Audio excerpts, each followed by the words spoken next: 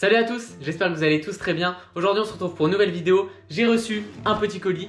Pour ceux qui me suivent sur Instagram, vous savez sûrement ce que c'est. Voilà, j'hésitais entre deux coloris pour cette paire. Je vous montrerai tout ça après. Pour ceux qui se demandent quelle paire c'est la Nike Blazer. Et aujourd'hui je vais vous parler de l'origine de la Nike Blazer, donc de sa naissance à aujourd'hui.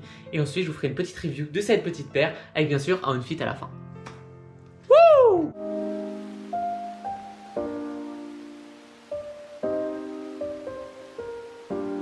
C'est indéniable, Nike fait partie de ces quelques marques internationales qui dominent le sneaker game et ce depuis des décennies. Dès sa création, l'équipementier américain a su développer un large panel de modèles et a aussi travaillé sans relâche sur de nouvelles technologies dans le but de révolutionner l'univers de la chaussure de sport. Développée à l'origine pour le basketball, la Nike Blazer est l'un des modèles de la firme qui a marqué l'histoire de ce sport et celle de la marque. Cette dernière fait son apparition en 1973 et fut portée par George Gervin, dit The Iceman, avant de quitter les parquets pour viser un public plus large. Aujourd'hui considérée comme une véritable paire de baskets mythique de la marque aux souches, je vous propose de revenir ensemble sur son origine, sur son histoire et de vous présenter cette petite paire.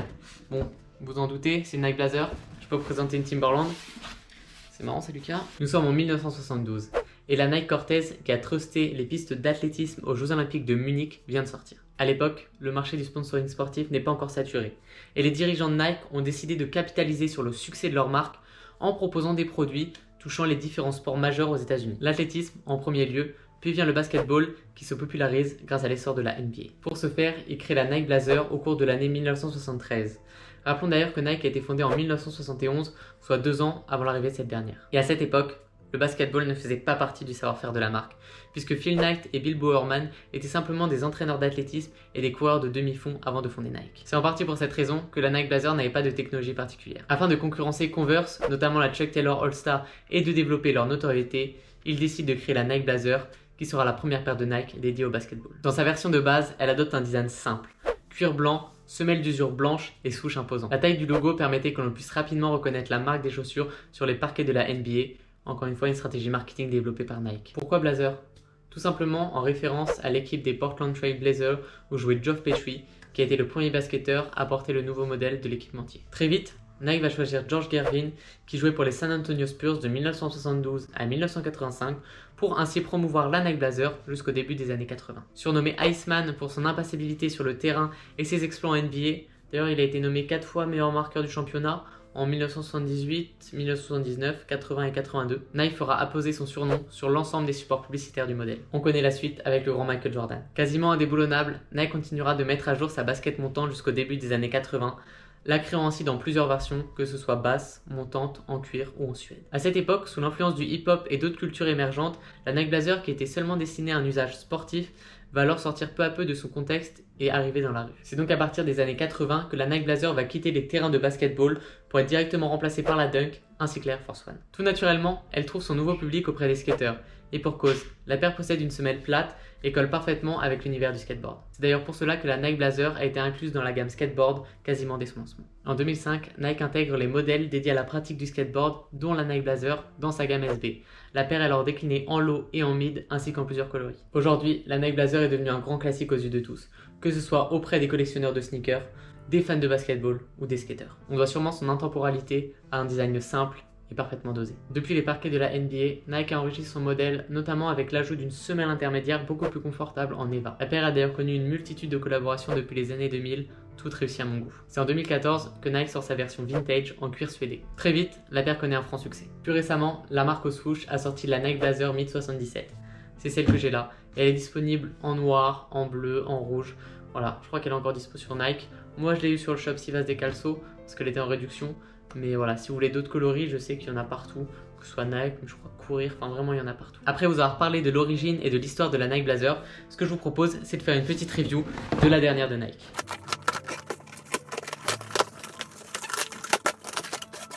Alors pour ceux qui s'y connaissent, c'est la boîte mythique des Nike Blazer. Elle a toujours été comme ça. Elle est comme ça. Je la trouve méga cool. En cuir comme ça, elle est vraiment sympa. En fait, elle a un design un peu intemporel, genre. Et puis, c'est facile de la porter. Pour ceux qui ne le savent pas, ma première paire de sneakers, c'était une Blazer et c'est celle-ci. Donc, c'est du 37. Je crois que ouais, c'est du 37. Ça, c'est exactement ma première paire de sneakers. L'histoire, c'est que j'étais en 6ème. J'avais jamais eu de paire de sneakers. Et tout le monde avait des Dunk. Et j'avais dit à ma mère, maman, pour mon anniversaire, j'aimerais bien une paire de Dunk. Arrive le jour de mon anniversaire, je déballe mon cadeau et je trouve ça. Et c'est pas du tout une paire de Dunk, c'est une paire de Blazer. Et je lui dis à ma mère, mais maman, c'est pas ça une Dunk. Bref, je l'ai gardée. J'ai commencé à la porter, un peu dégoûté. Je me suis dit, putain, mais la paire elle est même pas finie, il y a des bouts de mousse qui sortent.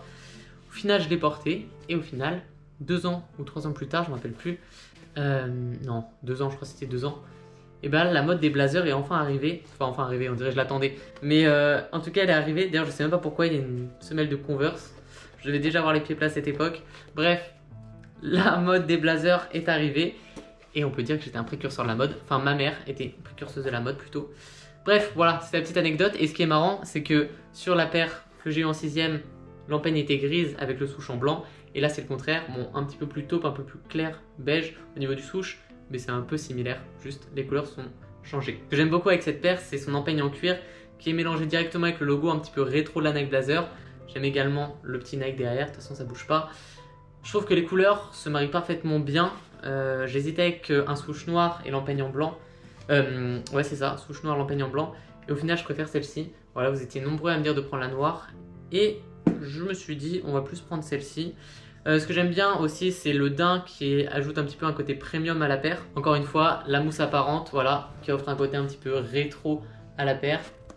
Et le logo Nike orange, voilà. Donc non, franchement, je suis super content. La semelle plate, comme d'hab. La semelle extérieure en caoutchouc avec le motif à chevron. Voilà, c'est stylé. Je sais que le motif avant, il n'était pas comme ça. Il y avait un peu plus strié, un petit peu plus de bandes. Je sais pas si vous pouvez voir. Franchement, elle est propre, hein. Je l'ai pas vraiment usée, hein. Bon bref, la semelle extérieure, il y avait un peu plus d'étrait, voilà, une sorte de bambou, enfin je sais pas. Alors que là, c'est plus un motif à chevron, voilà, une sorte de pointillé un petit peu partout. Donc non, c'est cool, et ce que je vous propose, c'est de passer au Unfit.